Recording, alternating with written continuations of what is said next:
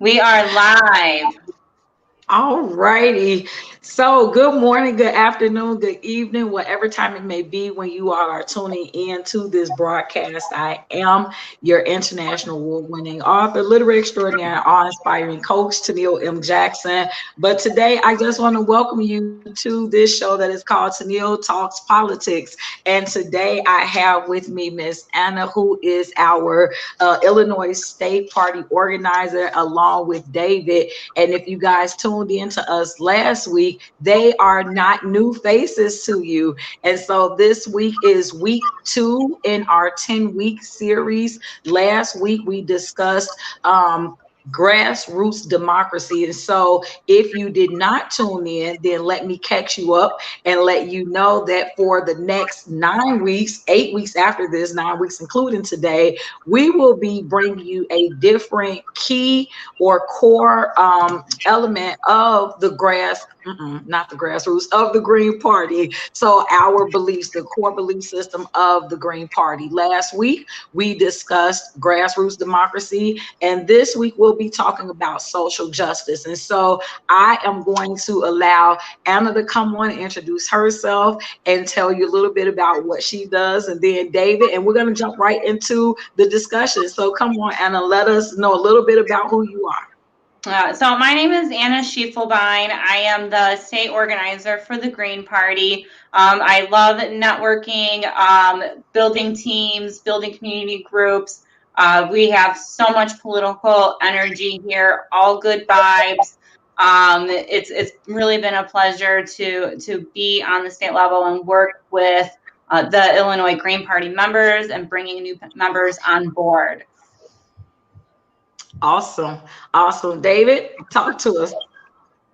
All right, I'm David Rych. Thanks for having me back, by the way. That was a lot of fun last week. Looking forward to this. Always enjoy chatting about these sorts of things. I'm a recently became a member of the Green Party about 3 or 4 months ago. It's been very fruitful ever since. Anna and Alia have been really, keeping me busy with stuff and letting me get involved and everything else, and which is very cool. About once a week, I get a text from Anna saying, "Hey, you want to do this? Hey, you want to do that?" Which is great. Which is great. Because I want to get involved. That's why I became a member. As I said last week, I'm more of a convert from the Libertarian Party, but I'm having a great time at being involved in the party, and it's really given my life a lot more meaning and direction and purpose. It's very cool because I get to express what I've been thinking and believing for all these years. Awesome. Awesome. And I let you guys know also last week that I am relatively new to the Green Party. I just became a member about 3 months ago myself. And so we are mixing all of this blood together, new blood, converted blood, all types of blood. We have some former Democrats and Anna and former Libertarians and David. And I myself is not hugely into either party. I just would vote Democratic. But I am too jumping into what it means to be green. And so one of the things that it means to be green is to we believe in social justice as well as equal opportunity. And so Anna, when you hear those two terms, what does that mean to you? Well, it really has to me 4 different points. One is equal opportunity is a right. The second is we equally benefit from resources of the society, like education, and also of the environment. The third point is to actually consciously confront discrimination through ourselves, through the organizations we belong to, and to society in general. And the fourth point is that there should be no denial of fair treatment and equal justice underneath the law. So to me, equal social justice and equal opportunity is really those 4 points. Awesome. David, anything you want to throw in there? I've always championed the notion of social justice. I mean, since I was a teenager, I remember it was a very important issue for me, and I don't remember why. I remember just listening to people speak against it in whatever way. Explicitly or implicitly, and that kind of thing. It always struck me as like, why would you say that? Like, what do you mean treating these people differently than these people is okay? I don't understand how that works in a society that doesn't make any sense to me. Then again, coming from the Libertarian Party with their massive emphasis on the individual, which has its place, there's no doubt. But, individualism doesn't mean much unless each individual is treated the same. And that's the idea. And there's sometimes, some philosophers want to make liberty and justice compete as values, and I don't really see them. I see if you focus on justice, everything else kind of falls into place as a good virtuous society. So no, it's extremely important for sure. Absolutely. And, I would be remiss if I didn't bring in, we are coming off of the inauguration. I'm sure that everybody watched the inaugural speech from now President Joe Biden. And his speech, I said the other day, it really touched me. Because to me, he sounded kind of green. I don't know if you guys got an opportunity to listen to his speech, but is it just me, or did you guys kind of say, like, are you blue or green? Like, what color? Because he brought in so many of the Green Party values as well when he was talking about the social justice and the racial equity and equal opportunity and all of these things, like even going so far as to say, I am everybody's president. Like, whether you voted for me or you didn't, I'm going to work just as hard for you. So just really briefly, and I know that that's not today's show, but I did have to talk about it. So, like, what did you guys think about his speech, especially as it pertained to the Green Party and this topic today of social justice and equal opportunity? Go ahead, Anna. I found it really refreshing to hear a president speak about social justice and equal opportunity. So that was really nice to hear. I hope it's not just all talk. I hope that there is some action behind that. And I hope that Congress can also see that we are America. We are behind great values, and these great values need to be upheld. We need to hold those who are breaking the law accountable. We need, even if they are the people supposed to protect the law or in higher positions, they are not above the law. So we really, I think, need to come to the standard of what is the law, and that's it. There's no special treatment for people because you have high-ranking office, or if you're somebody who knows somebody, there should be no special treatment when it comes to somebody who's breaking the law. And to me, I was on the Yahoo News, and it was what's in his Oval Office, and that was really nice to see. He had I think it was Martin Luther King. He had some other historical figures in our history that, it was nice. It was nice to see there's some kind of show for it, but I hope it's just not a show. I hope it's not just tokenism or just telling the people what they want to hear at the moment. So it's a good beginning. But I will be forever hopeful that we still stay the line. We still work towards social justice and equal opportunity. Just because he's in office doesn't mean the fairy godmother or godfather is going to be granting us all this stuff. There's still a lot of hard work to do. We still have to get through policy through our offices to make this happen. So, and it's going to be an uphill battle. Absolutely. David, chime in on that. Yeah, no, I'm fully relieved. My whole body felt a sense of relief on Wednesday or Tuesday when I woke up, and I did hear. So I didn't watch it live, but I've heard commentary on his speech and that kind of thing. I've seen snippets.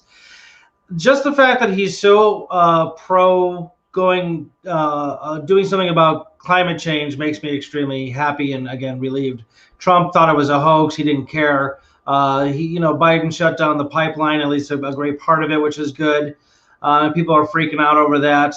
And I really am looking forward to seeing him and what he's going to do concerning getting rid of the emissions. He wants an emission-free world by 2050, which, according to all my reading, is actually the target date that most scientists would agree on. In between 2040 to 2050 is really that's the target date, or else we're screwed. And yes, Joe Biden's definitely a far more unbiased person when it comes to race and minorities and that kind of thing. He's a good man. He's done some stupid things in the past. But I think he's learned his lesson. He said some pretty stupid things back in the day. But I think he's learned his lessons, and I think he's on the right page with that. At the same time, I don't think he's left enough. He's still a centrist, and as far as I know, in the last 2 days, they moved in a bunch of military troops to a certain area in Syria, so he's escalating that. And he says he's not going to defund the police, he's not going to get rid of ICE, he's not going to get rid of qualified immunity. I don't know if you guys listened to my show on Tuesday where I had the recently elected county state's attorney on and calling him out on why they didn't include qualified immunity in the recent police reform bill. Because that's, to me, the brunt of the problem, is that the police are protected to do anything that they want to anyone they want. And the number one way to stop bad behavior is to hold people accountable. And they just completely went over that and went away with it. And that's not okay. And Biden said he has no plan of doing anything about that stuff. So that's not very encouraging either. But no, don't get me wrong. I think he's going to do a hell of a lot better job than Trump ever could. But that's a pretty low bar. That's a pretty low bar. Yeah, absolutely. Like you didn't have to be, and I joke with people all the time. I'm like, the fly that was on Pence's head could have done a better job than Trump. I mean, like it doesn't take much to have done a better job. But like you both have said, like what I am hoping is that it wasn't just for the cameras, right? That because it was definitely a very touching speech. I did watch it on the day of the inauguration. I did watch it. And the thing about it is that prior to that speech, I was one who was not really a big Biden fan, right? Like if anybody watched the debates, I'm like, I don't know what this was, because it really wasn't able to be called a debate. I didn't feel him to be a very good speaker, or I never felt him, but on that day, I felt like he delivered, and he delivered well. He was very convincing. And like you said, I'm just hoping that it wasn't just for the day. I'm just hoping that it wasn't lights, camera, action. And at the end of the day, there are a lot of issues that keeps him from being totally green. But I was very happy to hear him touching on the social justice and equal opportunity, which is what we are talking about tonight. So for those of you who may just have tuned in, we are talking politics, and specifically we are talking Green Party politics. And even more specific, we are going to be talking about what social justice and equal opportunity means to the Green Party. And so if you are a person that maybe you are not definitively a Democrat or definitively a Republican or even a libertarian, and you just want to hear more and you want to be able to do more, to be more effective as it pertains to these issues, then we encourage you to not only listen in tonight, but we encourage you to become a member of the Green Party. One of the things that you can do is you can go to our website, which is www.ilgp.org. That's www.ilgp.org. And if you say, well, you know what, I don't know if I'm ready to jump in yet and become a member, you can definitely volunteer. You can find out the issues that we have going on, events that's going on that you yourself can be a part of, and then get involved. Because there's one thing to be behind the scenes and doing a lot of talk, but then there's another thing to actually jump in and get involved. And as we discussed on last week, and we'll be discussing tonight, that when you are a member of the Green Party, you have the opportunity to do just that and to get involved. And I want to take the time to kind of go back and revisit some of the points that you brought up when we were talking about the issues of social justice and equal opportunity. And let's kind of delve into those. You said that equal opportunity is a right. So I'm going to first start with Anna, and then David, I'm going to go to you. So we're going to just kind of go that back and forth. So what do you mean when you say that it's a right? I mean, I know we hear all the time Declaration of Independence. We hear that it's supposed to be a right. But when you look at what's actually going on in the world today, it doesn't really seem like it's a right. So as it pertains to the Green Party, if I want to join the Green Party, what is it that I'm kind of stepping into and pushing forward in terms of policy, or just in general? What do we mean when we say that equal opportunity is a right? When we say equal opportunity is a right, we mean that, at least in my opinion, we mean that there is no difference in education. There is no difference when the government is pulling their money together and they're divvying it out. It's equal. It's not separate but equal. It's just equal. You have these kind of apples. You're going to get these kind of apples. You know, when I've learned recently about the lunches at the school and how different that they are. There's no reason for that. I am a public servant at heart. I believe in fairness. I believe in trueness, and it breaks my heart to see, especially these kids who have no choice but to get what they are given to them. And if it's subpar, you know, and the society has given it to them, then shame on us for allowing that to happen. And so when new members come in the Green Party, they tell me what about what issues that they like to work on, what's their passion issue, what are their strengths, what are their weaknesses. If they want to be a speaker, or if they want to learn how to be a candidate, we work with them with what they want to be and what issues that they want to be. It's a very much all hands on deck, and it's very much what can you help provide to your society. And we're just the vehicle. We are just the organized party who can deliver, who can help push policy, who can get on the ballot, help run candidates. And so we are here for people to help push the policies, but also in their local communities. And if they want to go, you know, county, if they want to go state, they want to go national through the Green Party, it's all opportunity and it's all growth. That's awesome. And David, I kind of want to use you to kind of compare and contrast, if you will. Being a former libertarian, when you hear that statement, equal opportunity is a right, is that something that the libertarians pushed as well? And if so, tell us kind of like the similarities and differences of what it looked like there versus here. Okay, yeah, no, I mean, that's something that I brought up a lot, having been a libertarian socialist in the Libertarian Party.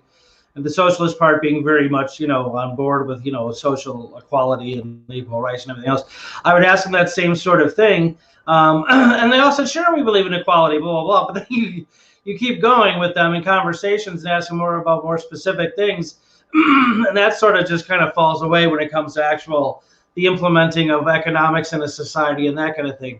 Like I said, they believe in liberty and virtues when it comes to social, political stuff. But when it comes to economics, it just goes away. It was really weird to see. I remember I had one guy on, I won't say his name because he's generally a nice person, but he was a candidate for a certain office here in Illinois. And I asked him about private-owned businesses being racist towards the public, like not allowing, you know, if there are massive freedom of market and that kind of thing. I'm like, all right, well, what if you have a small business owner who's a white supremacist and doesn't want to sell his, you know, cookies to African-American people? I'm like, what would you as a politician do to stop that? He's like, nothing. I'm like, what? I'm like, that's crazy. Yeah. He's like, but the market's so free that you even have the right to be a racist according to them.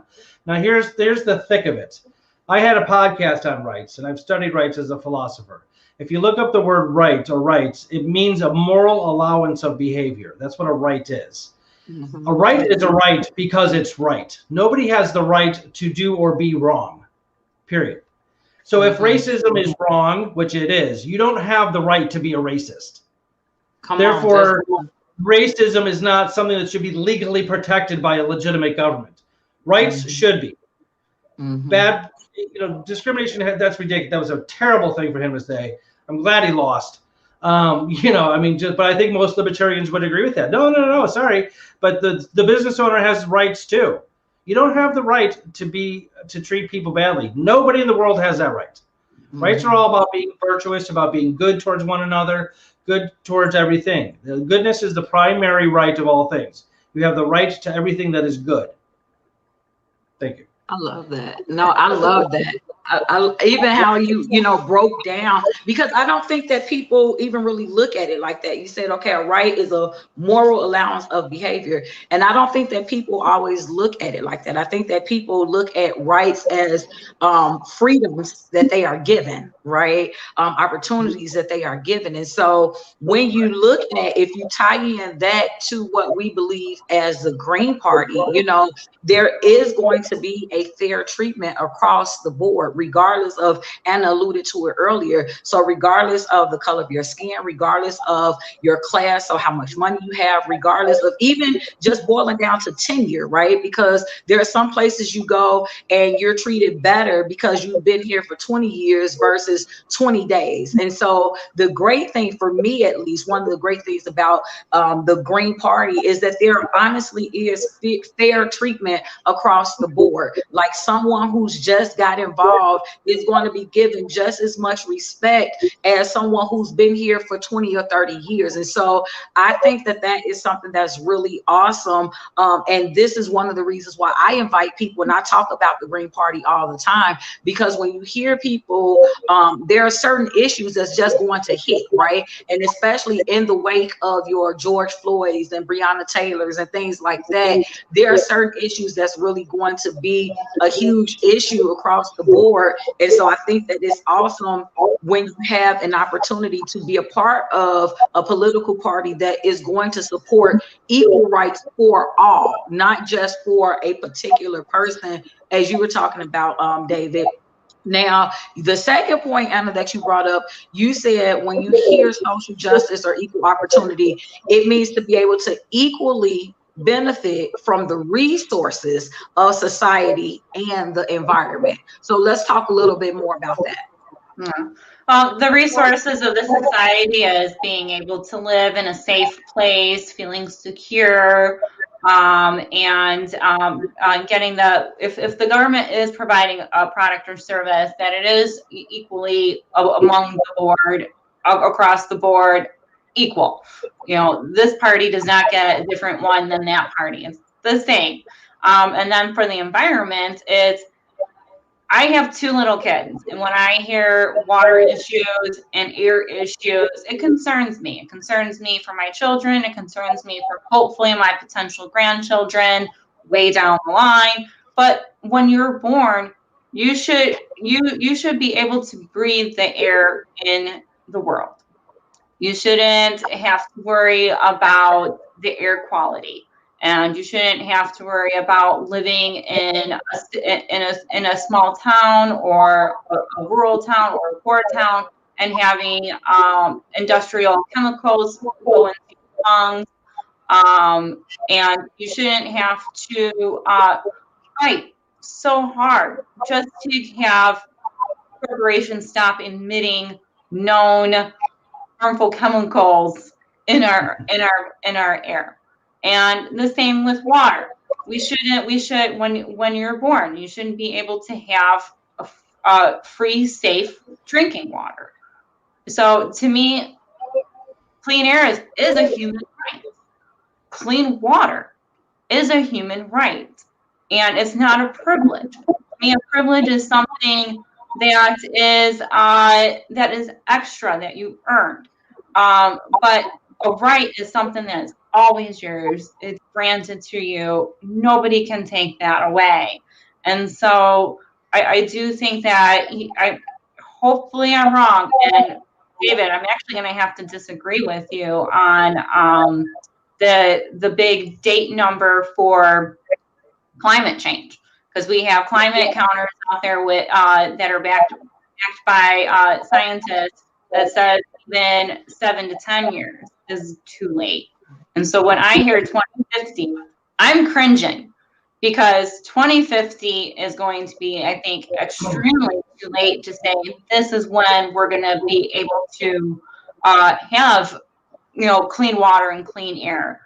We have 30 years until then, and I hope that 2050 is an okay date. But I'm studying the coral reefs. We're studying the oxygen levels, and it's not working out to where 2050 is a luxury.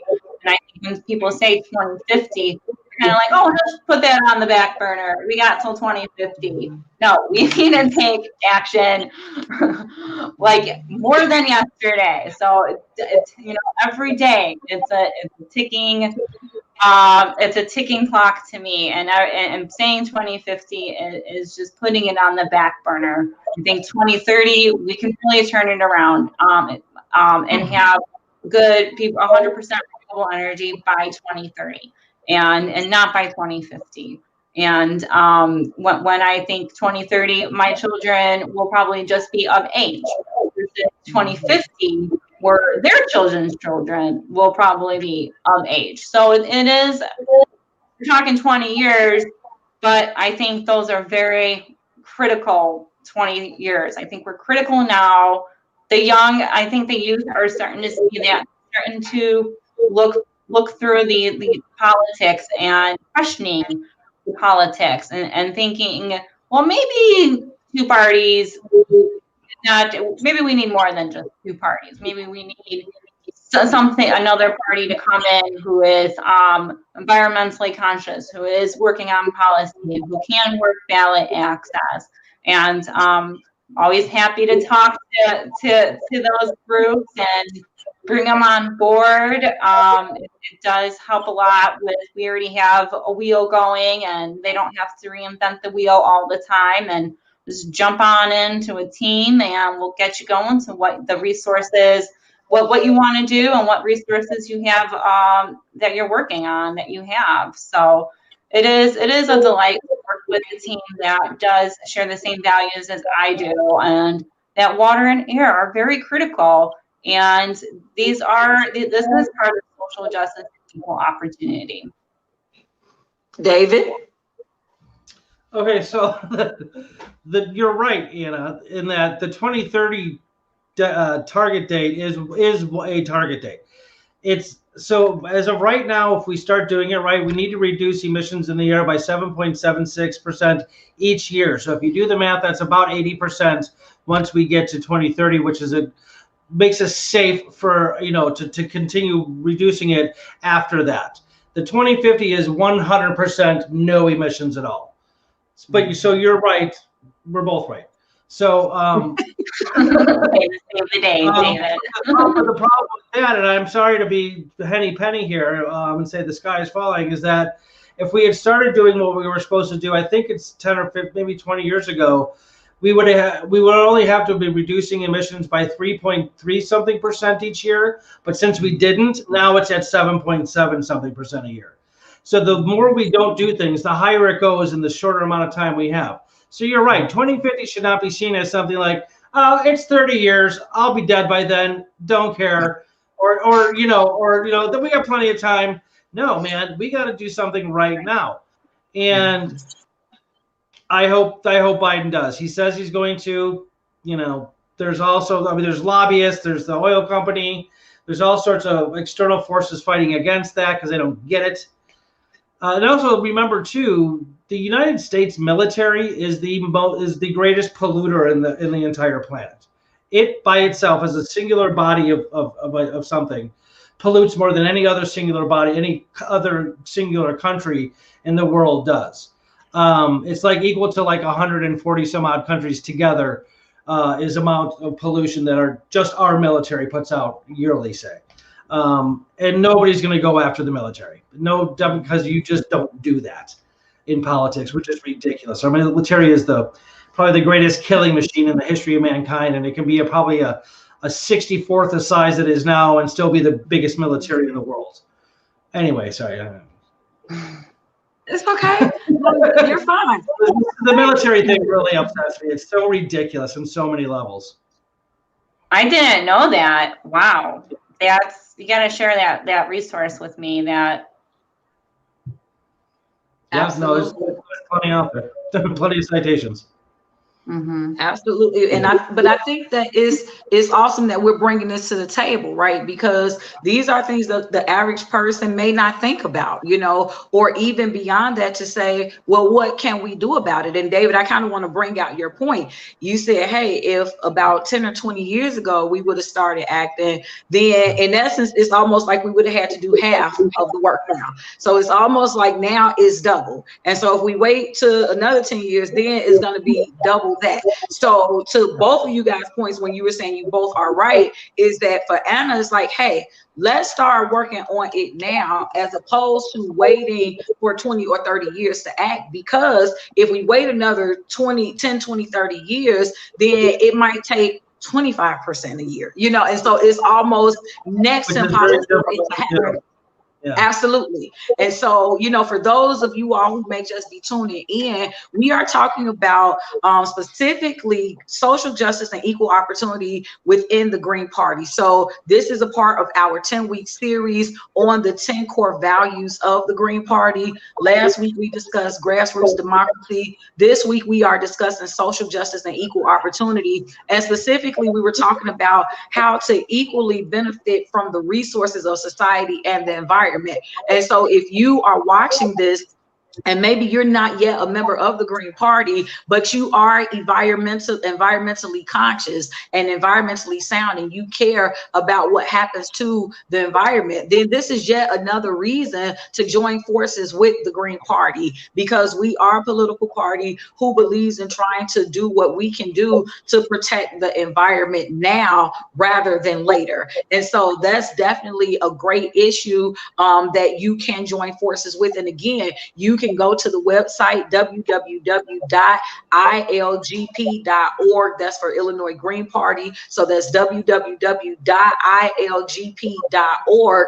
And you can either decide that you want to volunteer, learn more about what the Green Party is and does, get involved with some of the things that we do to help keep the environment sound and try to participate within that. Or you may even want to become a member. And so in either case, there will be somewhere for you to go and something for you to do. And so, Anna, at this point, I want to kind of delve into that third point that you made when you were saying what it means to you when you hear social justice and equal opportunity. You said to consciously confront discrimination through ourselves, our organizations, and our society. Talk a little bit more about that.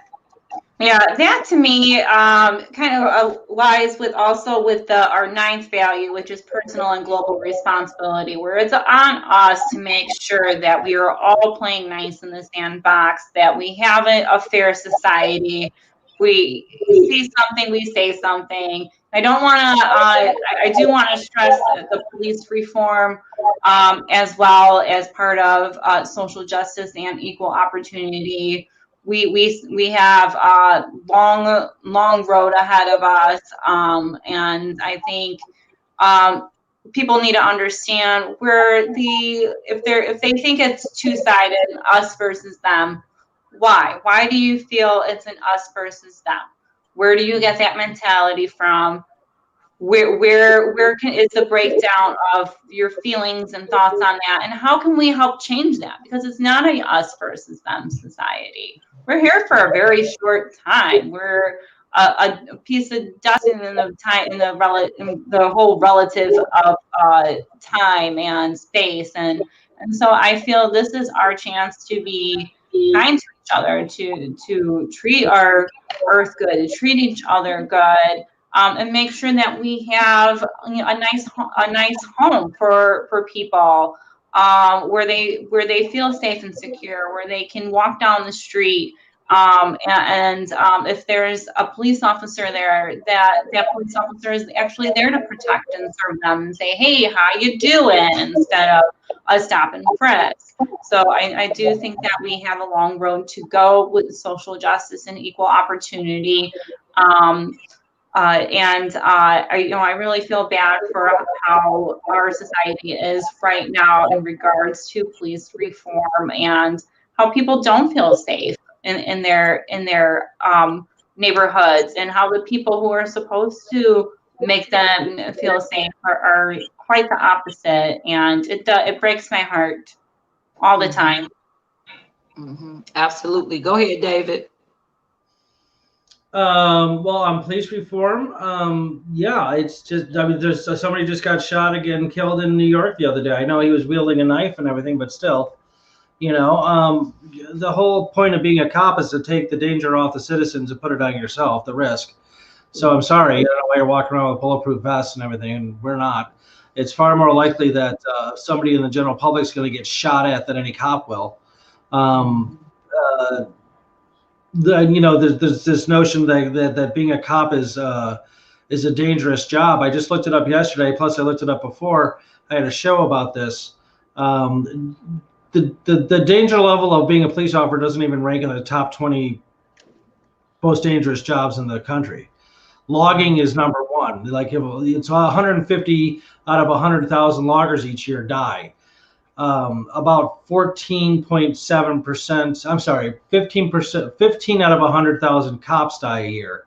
14.7 landscape supervisors die each year. So being a cop is 0.3 points more dangerous than being a landscaper. And I'm not trying to undermine landscaping or demean it, because that's actually what I do during the summer.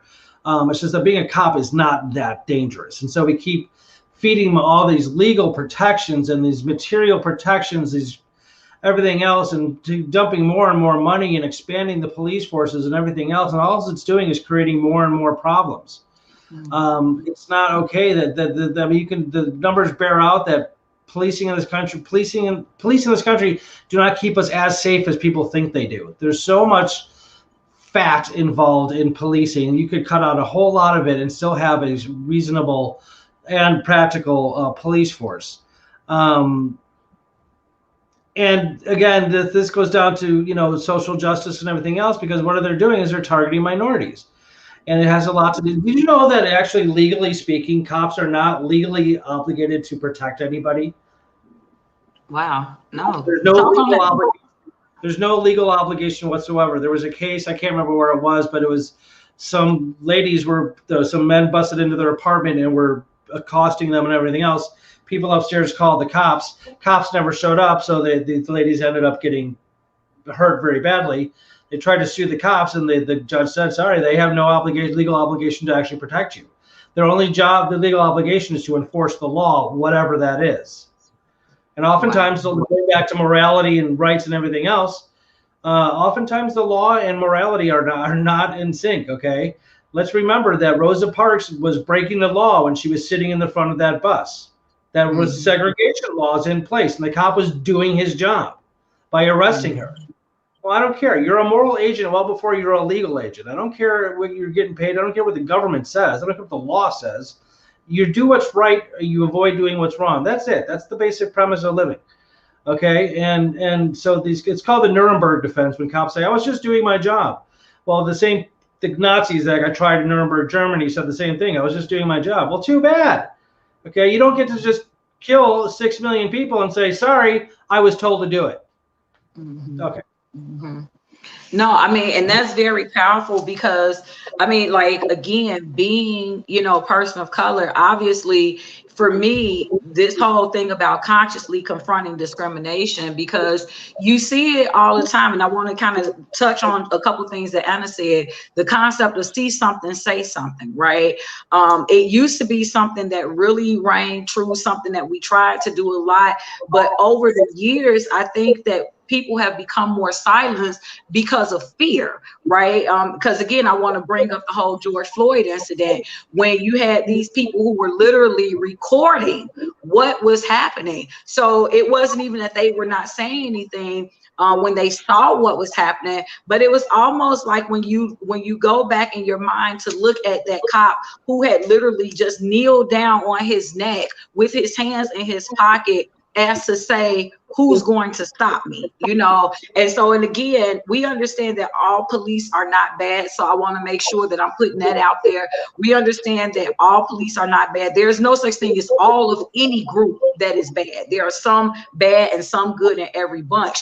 But it does come a point where if you are in an environment, whether it is a city, a community, a state, whatever, where it doesn't seem that there's going to be anything that happens because you say something, then there is a fear that is born of that. Like, what difference does it make if I say something when I see something, if nothing is going to come of it? And so and so I think that even legally, they've tried in some cases to do more as it pertains to punishing police officers who are not doing their jobs. But again, going to what you said, David, when some of it comes to a point of morality, so it's not that I have to do it, it's just, is there something in me that says this is wrong? Is there something that's in me that says, although this may not be my job, that I should speak up? And I think that is, whether you're talking about as police officers or as citizens, we all have to have a sense of morality to say, you know what, I'm going to say something. And then to tie it into the other thing that you said, Anna, when you said the us versus them mentality, sometimes I think you really have to look and see which us and them, because there are a lot of different groups of us and thems, right? Like, so whether you're talking about people of color versus whites, whether you're talking about police versus citizens, whether you're talking about women versus men, like there's so many different groups and cliques that we have kind of established ourselves as an us versus them society. It just kind of depends on who's the us and who's the them. So, that's one of the reasons why I enjoy being green, because we do kind of break down all of those barriers to try to make it where you don't have to fit in one group or the other, right? Go ahead, Anna. It seems like you're kind of nodding. So go ahead and speak to that. I'm just listening, and I just agree with you. And when we were talking about the George Floyd protests, and I remember reading about one of the police officers that were there. I think there was 3 or 4 people there and one of them just got out of school. He was a person of color. He was there for training, and he saw this. And, as a new person on the job, you're like, wow, is this okay? I feel for him. I feel like he got caught up in a bad situation. He worked so hard to get into where he was at.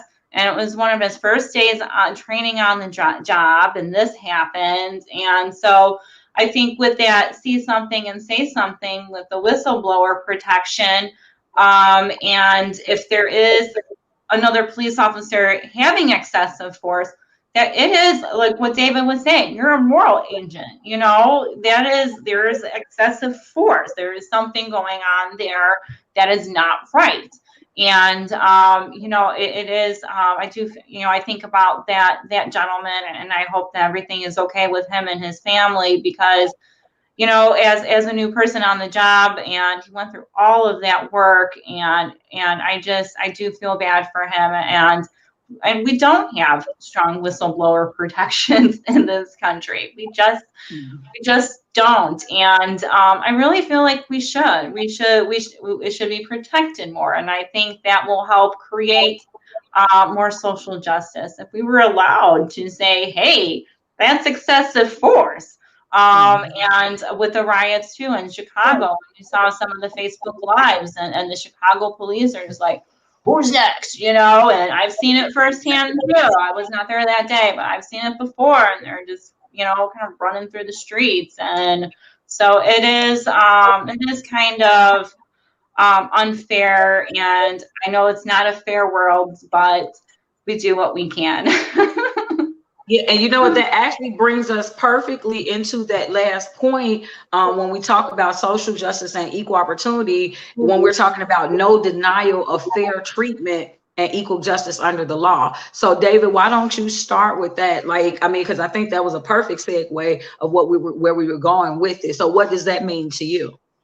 Equal treatment under the law? Yeah, no denial of fair treatment. Yeah, no, it means exactly what it says it means. It means, that like if 2 people do the same crime, they should get the same treatment. That's basically it. You can unravel that over time, and there's all sorts of variables and differences in different cases. But I mean, but you don't see that enough in this country, or probably any country. You see, I just read something about this black gentleman stole a backpack when he was 16 that had a laptop in it, and he got 3 years in Rikers jail. That's no picnic at all. Wow. Yeah.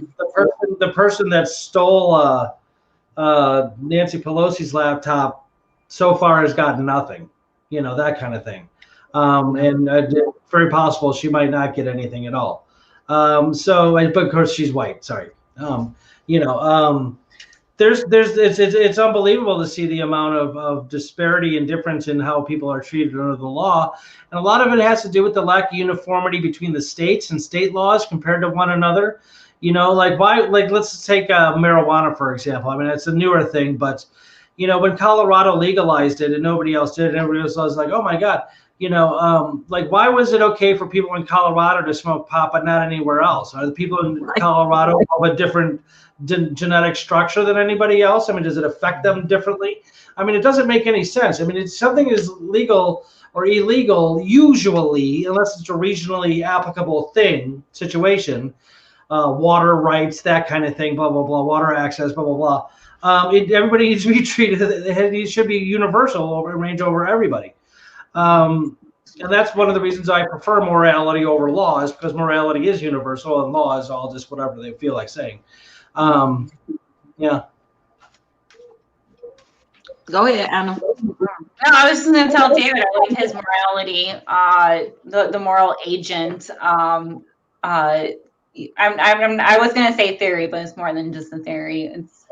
It's a good model. Yeah, it's a good way. Ethics are very powerful. Like when you start bringing up morality, people really start listening. I mean, I'm on the air. I've told cops and legislators, I'm like, morality always trumps law. Like, meaning goes back to like the Rosa Parks thing. I'm like, if the law is wrong, we are morally obligated to not abide by it, to stop its abidance, that kind of thing. And I haven't had a single person tell me I was wrong or what do you mean? They're all like, yeah, that's true. I mean, legislators, cops, lawyers, like, yeah, you're right. It's true. Not that they're going to live that way, but I don't know. You'd be a psycho. It's literally, you'd be a sociopath if you denied morality as more important than law, literally. Absolutely. But you know what? Unfortunately, that has become one of our issues, is the fact that it seems like the more that we advance technologically, and I'm not trying to make it be a direct balance, but it seems the more that we advance technologically, the further we get away from morality. And I don't know if it's because because you have the people who were young then are now baby boomers, and so we're moving away. I don't know what the parallel is, if there is any at all, but it just seems as though, and I was talking to my sister the other day, it almost seems as though this generation, meaning my generation and her generation, so 70s and 80s, that's the last generation of your yes, sir, no, sir, yes, ma'am, no, ma'am, where, it was expected for, if I had a child, to be the one to take care of a child. You know what I'm saying? Like, it just seems like all of those responsibilities, the moralities are really kind of starting to disappear. And so I don't know if I have no idea what the reasoning behind it would be, but to go to your point, even when you're talking about morals, and not to make this a religious conversation, but the only reason why you really need laws is if people are not living morally, because as long as you are doing the right thing, then you don't have a need for enforcement for what happens if you do a wrong thing. And so we just really have to kind of get it together with what we're trying to live under, what system we're trying to live under. And so just to kind of wrap it up really good, because it doesn't seem like it, guys, but it's been almost an hour already. I have had a blast. I've had an absolute blast. And so for those of you who may just be tuning in, this was week 2 of our 10-week session on the 10 key values of the Green Party. And we have spent this time talking about social justice and equal opportunity. opportunity. And then we specifically hit on 4 points what that means for the Green Party. Number one, that equal opportunity is a right. So that means that it should be applicable to all. It's not a privilege. It's not based upon your class or gender or anything else, but it should just be a right for all.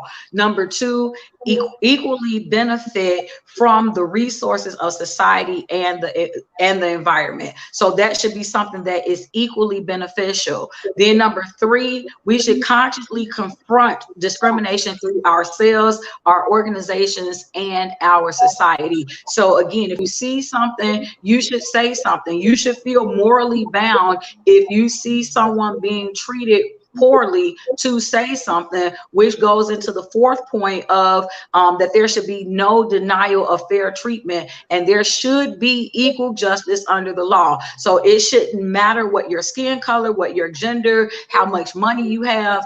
Two people should be penalized the same for the same crime. And so if you are listening to that and you're kind of nodding your head and like, yeah, I believe that. Yeah, I'm really into being environmentally conscious. I want for there to be something better for my children and grandchildren to look forward to, or yeah, I really believe in that. I don't want for people to be mistreated or treated unfairly. Then we invite you to join the Green Party, whether you want to join in the capacity of a volunteer, or if you want to become a full-blown member, you can do so by going to the Illinois Green Party's website at www.ilgp.org. That is www.ilgp.org. Or if you just want more information, then you can send an email to info@ilgp.org. That is info@ilgp.org. And so we definitely encourage you to join us. We are not just locally based, so we are not just in Chicago or just in Illinois. There are chapters all across the country. Matter of fact, I want to say all across the world. We don't just stop nationally, but we are also an international party as well. And so in either case, we're hoping that you've liked what you've seen thus far. And if you have, then we encourage you to not just like the video, but also share the video and tag somebody that you believe would benefit from watching this broadcast. And so on next week, let me say this, on next week, we're going to be continuing in this series with our third core value of ecological wisdom. But before we end the show today, I definitely want to thank both Anna and David and yield the floor to them to leave any final and lasting remarks. Miss Anna, let's start with you. Yeah, well, thank you for hosting again. And week 2 out of 10. I think David will probably repeat himself, but I like it when new people come in and say, I checked out your 10 key values, and they all checked out good with me, and just kind of check. And so I do like that we can talk about these key values. I mean, social justice and equal opportunity, these are basics. Like, so much this world can be so much more if we just let it happen in equality and be fair to our neighbor, be fair to the towns across the way from us, and just not be so, I don't want to say mean, but it does create an unfair world, and it's not, I don't like it. So I will march on and continue the torch that many others have had in the past. Awesome. David? Okay. Well, thank you again for having me on. I had a great time. And two things. I mean, just first of all, what Anna just said, I mean, it's not, an attempt to be mushy gushy or cheesy or anything like that. But I mean, if you just sort of like think to yourself, how can I be kind to people? You'd see it's going to go a very long way in treating people fairly with respect and dignity and that kind of thing. The notion of kindness is not empty. It's not vacuous. It's packed full of meaning. You can figure out what it means. On that, and going back to what you said, Toneal, about like looking in yourself to find your own types of discrimination and prejudice. That's one of the beauties of morality. We know of morality through what's called a moral intuition. It's just like this, when you're doing something wrong and your gut just kind of twists, or you get that shine. That's your conscience going, knock it off. All right. Again, unless you're a sociopath, by the definition of being a person, you are born with that capacity. We all have a moral compass. We all have an intuition of morality. The three of us are here today. I'm assuming none of us, beat anybody up or killed anybody today. Why? Because it's illegal to do so. It's illegal to do so that we didn't do it? No, because we know it's wrong. We don't need the law to tell us how to behave. And I think that the biggest part of all human and ecological liberation is going to come from morality. And I think it's a bigger deal than people think. And there's plenty of literature online. Philosophers have been talking about ethics for thousands of years. There's lots of good stuff out there. If you ever want to just go in there and check it out, I encourage that you do so. Awesome. And you know what, Anna, I do not want to leave without letting the people know, do we have any events that's coming up that we may want to tell them about between now and next week, or just letting them know what we have going on? Yeah, we have an international day of protest, no war in Yemen. So that is something that's happening on the 25th on Monday. We also have a Save Our VA, our Veterans Administration webinar on Monday. So we have lots. We always have things on events. The best way to look up, check out our events is at www.ilgp.org/events. So yeah, we're constantly working with our coalition members and our organizations we support to provide our members and the general public with our green friendly events. That is awesome. And so, I mean, honestly, it doesn't, to me and for me, it doesn't get any better than this.